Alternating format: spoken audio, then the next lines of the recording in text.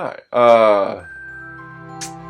Druids are usually thought of as the that kind of border between the wildness of nature and the structured orderness of society, and that they try to bring nature back in full force.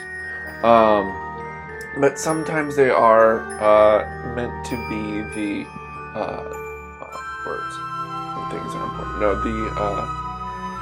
the bridge, but also in a community, such as like maybe the shaman or the wise woman, wise man, wise person. Kind of like the war shaman of the barbarian. Hello, welcome back, or welcome to DIS. I am this idiot, and you are hearing me speak again, or for the first time. If you've already, since you've gotten this far, you heard me speak, you can go on and live your life, or you can join me as my cat wants to get into a box. But as I get into this Druid subclass called the Circle of the White Wolf, a protector and a kind of a shaman or whatever with the Arctic peoples. So without further ado, this was a weird introduction. But without further ado, let's get into that. Be fun. Alright. Druid Circle of the White Wolf. Circle of the White Wolf. Like all druids, those of the Circle of the White Wolf are protectors of the natural world. However, those who follow the Circle of the White Wolf originate within the lands to the far northeast of the Sword Coast region, along the Great Glacier and the protected country of Sosal. Circle of the White Wolf Druids have a special connection with the country of Sosal and its people. The Druids of this order are looked to as leaders, militant protectors, teachers, and enforcers of the laws of the land. The Druids of this order protect the people and the creatures of Sosal from the outside dangers and influences, and teach the people of the land how to survive in this wintry and unforgiving environment. There are stories of a contingent of Druids from this circle braving the long trek west, across the Great Glacier, across the high ice, and over the spine of the world mountains to investigate old prophecies and recent rumors of the return and growing strength of a powerful entity of biting winds and numbing ice. What they hope to find or accomplish, the Druids had not stated. Arctic Fauna Wild Shape. When you choose this circle at 2nd level, you gain the ability to use Wild Shape on your turn by using your action. You may only use the forms listed in the table below. Additionally, these forms override the limitations listed in the Beast Shapes table on page 66 of the Player's Handbook, or the PHB. Circle allowed forms. There's the level, and then there's the forms. At 2nd level, you have the fox, hare, mink or weasel, mountain goat, owl, seal, walrus, and wolf. At 4th level, you have giant owl, polar bear, and the wendigo. At 8th level, you have the giant walrus, the mammoth, and the winter wolf. And at 10th level, you have para-elemental wild shape ability. Circle spells. Your mystical connection to the Arctic environment infuses you with the ability to cast certain spells. At 3rd, 5th, 7th, and 9th level, you gain access to circle spells. Once you gain access to a circle spell, you always have it prepared, and it doesn't count against the number of spells you can prepare each day. If you gain access to a spell that doesn't appear on the Druid spell list, this spell is nonetheless a Druid spell for you. Druid level and bonus spells. The first two are blank with a little asterisk or whatever. Ray of Frost, Armor of Agathis, Grease. And then at 3rd level you have Cloud of Daggers and Whole Person. At 5th level you have Sleet Storm and Water Walk. At 7th level you have Ice Storm and Stone Skin. And at 9th level you have Cone of Cold and Hold Monster. There are some notes to those. Notes. The first one is cantrips and 1st level spells are available at the time this circle is selected at 2nd level. So Ray of Frost Arubic Agathis, and Grease. The spell Grease manifests as a thin sheet of slippery ice in the area affected. The spell Cloud of Daggers manifests as a whirling cloud of razor-sharp shards of ice. 4 is the spell's Hold Person and Hold Monster manifest as restraining ice that forms around the target or targets. 5, the spell Stone Skin manifests as transforming into ice instead of stone. And 6, the spell Water Walk manifests as a frozen path that forms just before and after you. Iceborne. Starting when you choose this level choose the circle at 2nd level, you become naturally adapted to cold climates. You are immune to environmental extreme cold temperatures. Terrain that is considered difficult terrain because of ice or snow does not slow your movement. You automatically succeed on any attempts to forage for food or shelter when in Arctic terrain conditions. You gain proficiency in the nature and survival skills. Werewolf Wild Shape. At 6th level, you can expend 2 uses of Wild Shape at the same time to transform into your werewolf form.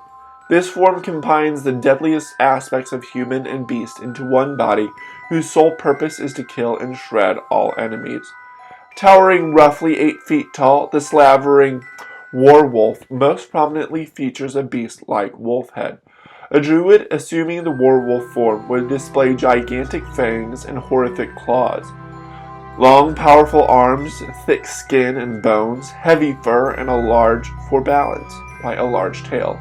This form finds speech difficult, though it is capable of speaking any of the druid's known languages. Any equipment or clothing that the druid has on them at the time of transformation will either merge into the new form or resize to continue to fit and be usable by the druid. See below for statistics associated with the werewolf form. Para-Elemental Wild Shape. At 10th level, you can spend 2 uses of Wild Shape at the same time to transform into an Ice Para-Elemental. See below for statistics associated with the Ice Para-Elemental form. And finally, Winter's Warden. At 14th level, you can now expend 1 use of Wild Shape to use your Werewolf and Para-Elemental Wild Shape. You also have resistance to cold damage. Anytime you are allowed to save against a spell or magical attack that does cold damage, if you save successfully, you instead take no damage. If you fail to save, you take half damage. Very cool. Werewolf, large humanoid, shape changer. Armor class is 12 plus 3 equals 15 base. The hit points is 1d8 plus 3 / Druid level, probably per Druid level. Speed is 50 feet. Your strength is 19 or a plus 4. Your dex is 16 or a plus 3. Your con is 16 or a plus 3. You have dark vision up to 60 feet as your senses. You have keen hearing and smell in werewolf form. You have advantage on wisdom perception checks that rely on hearing, and or smell. You have blind fury. While in werewolf form, you are immune to any effects which cause fear. You also have advantage on any saving throws against attempts to influence or control your mind. You also have bestial endurance. If you take damage, you can, as a reaction, shrug some or all of this damage off. You can ignore damage equal to or less than 1d8 plus 3 plus your druid level. Once you use this feature, you must finish a short or long rest before you can use it again. Actions, multi-attack. While in your werewolf form, you can make 2 attacks, one with your bite and one with your claws. If you possess a weapon, you may choose to attack with that instead of multi-attack. Bite, melee weapon attack, 4 plus proficiency bonus to hit.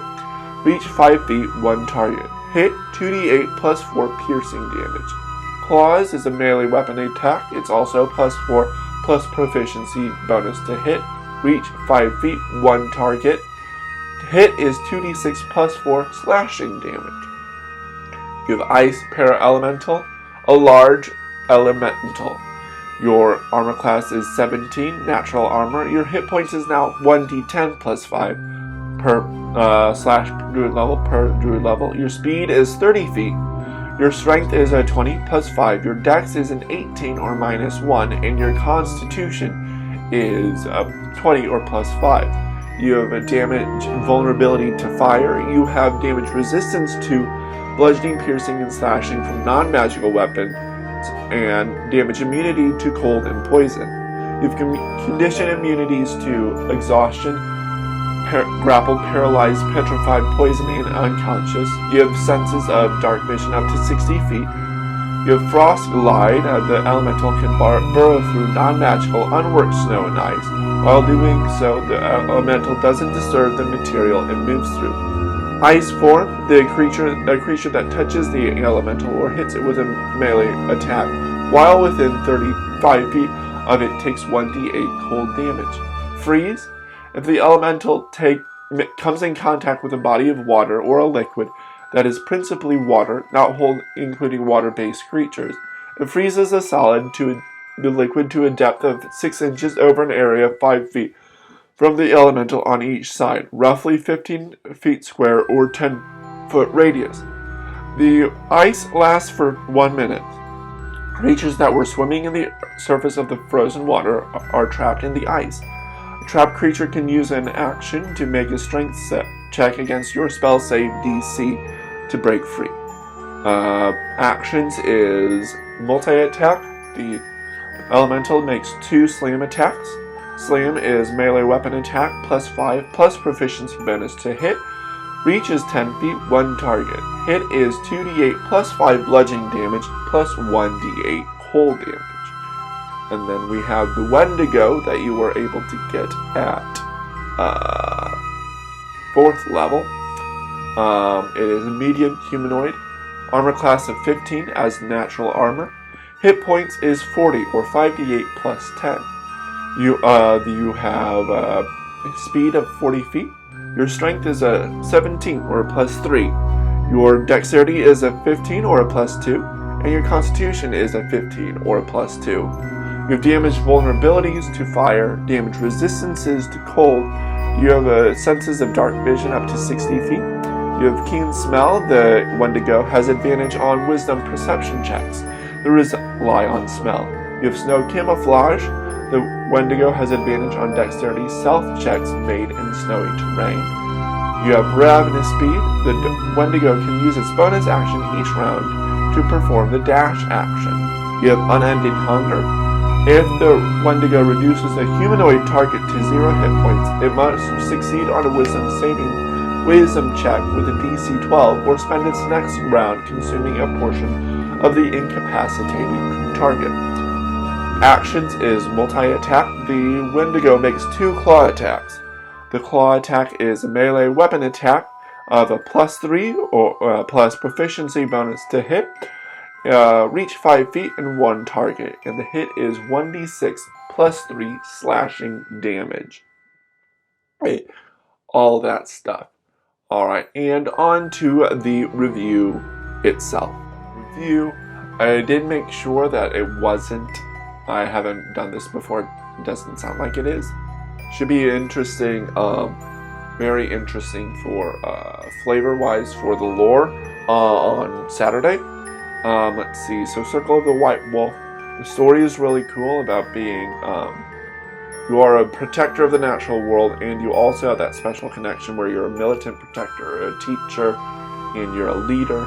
Your wild shape is changed from regular to be more specific circles, which makes sense. Your circle spells are cool, very ice-based. All this stuff is ice-based. I like the flavor changes of the different spells, like Grease, Cloud of Daggers, Hold Person, Stone Skin, Water Walk, that stuff. Iceborne, that is really cool. It makes sense where you're immune to the environmental temperatures, and you do not, it doesn't slow your movement of ice or snow, and you can forage for food and stuff. Your werewolf wild shape is cool. It's like kind of like a werewolf, but different, which is cool. It's a different wild shape. And then para-elemental, where you turn into basically an ice elemental with different abilities. That's really cool. This is very tanky with like dealing damage, and then you getting more basically temporary hit points and better AC as you go. As you and you've got some pretty nice spells to help that. Winter's Warden is cool. You can now expend 1 use instead of 2 uses. And then you have resistance cold damage, and you can you have basically evasion, but only for cold damage stuff. And then they've got the stats for the Werewolf, the Ice Para-Elemental, and the Wendigo. I'm sorry if I'm going too fast. I don't know why. I've had something in a little bit, and I want to make sure I got that. But yeah. The Werewolf, the base is interesting. I like the different stats for them. It's nice that they have multi-attack, which is cool. Which is nice, very nice. The damage is really cool. I like that the Ice Para-Elemental has the vulnerability to fire, which makes sense. And then the bunch of other resistances and immunities, which is very nice. And the Wendigo has vulnerability to fire as well. The Werewolf doesn't have any resistances or vulnerabilities, which is nice. Not sure what it means by the 1d8 plus 3 / Druid level. Probably per Druid level. Or times Druid level. Maybe, I don't know. But yeah, anything that is too overpowered or underpowered.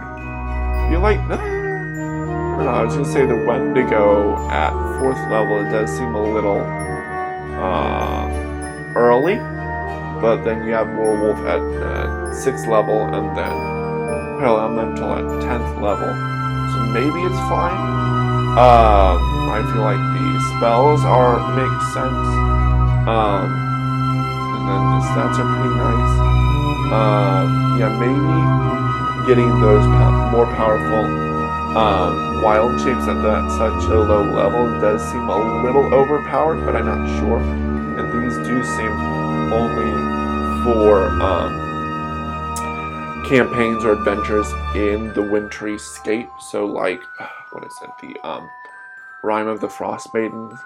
You could maybe have it be somewhere else. I'm not sure. But that does limit it a bit.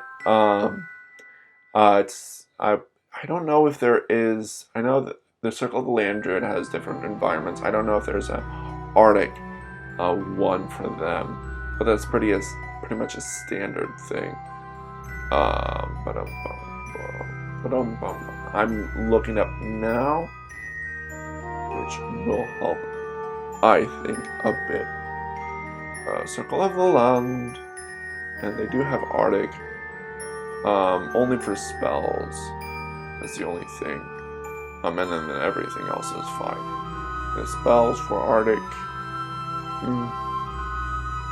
pretty different, tastefully different. I like it. I think the Werewolf is its own thing. It's pretty interesting. I'd like to see it in play, of course. If you want to talk about how powerful or underpowered it is down below, but I would probably bump up those other wild shapes up maybe by a couple levels. Like instead of 4th level, it's 6, and then 6 is 10, 10 is 12 or something. Maybe, I don't know. I'm not sure. We'd have to check that out. But yeah, check out my video on Saturday where I talk about the lore about this, crafting lore around it. That should be interesting. Next week we are going into the fighter, and this one it'll be a longer one as well. It is the martial archetype, the Dragon Rune Knight. It's basically the Rune Knight, but pretty much the Rune Knight. Most of the features are, except the runes themselves are different because they're dragon themed, and you choose between like chromatic and metallic, which is cool. They have different abilities, which is really interesting. But besides that, yeah, for the most part, the rest is pretty similar. But that should be interesting. Check me out for that next week. And then check out my streaming, which I'm getting close. Well, at the time of I'm doing this, I'm getting close to the end of Lego Movie. I'll probably go on to the Lego Movie 2 and then change up that for a little bit. And then my writing and all that fun stuff. If you want to join my team to help improve the quantity and quality of my videos, that would be great. With an email or down in the comments below. And yeah, you can check out the link in the description along with the author, who is, see if I can find it, Matthew Dillingham. And then we can check out more stuff with that. And besides that, I can't think of anything else. Previous episode, channel description, subscription, like, comment, subscribe, all that fun stuff. Share if you want to. And I will see you in the next video about the lore crafting of this, and then the Dragon Rune Knight. Alright, see you guys later. This idiot out.